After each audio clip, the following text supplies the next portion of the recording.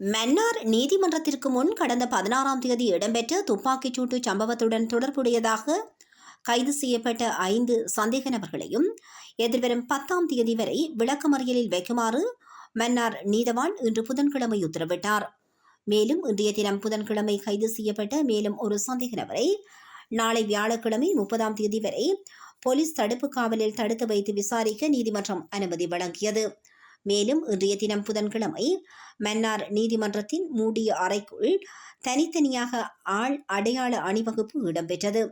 இந்த நிலையிலேயே ஏற்கனவே கைது செய்யப்பட்ட 5 சந்தேக நபர்களையும் எதிர்வரும் 10ஆம் தேதி வரை விளக்கமறியலில் வைக்க மன்னார் நீதிமன்றம் உத்தரவிட்டது.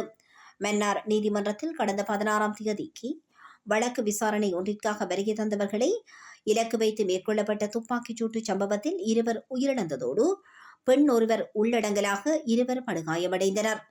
இந்த நிலையில் மன்னார் மாவட்ட சிரேஷ்ட போலீஸ் அத்தியட்சகரின் பணிப்புரைக்கு அமைவாக விசேட போலீஸ் குழுக்கள் நியமிக்கப்பட்டு முன்னெடுக்கப்பட்டு வந்த தேடுதல் நடவடிக்கையின் போதும் பிரதான சந்தேக நபர்கள் உள்ளடங்கலாக 5 பேரை மன்னார் போலீஸ் கைது செய்தனர். அவர்களில் இராணுவத்துடன் தொடர்புடைய 3 பேர் அடங்குகின்றனர்.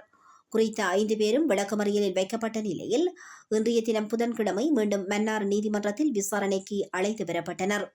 இதன்போது விசாரணைகளை மேற்கொண்ட நீதவான் குறித்த 5 சந்தேக நபர்களையும் விளக்கமறியலில் வைக்க உத்தரவிட்டுள்ளார்.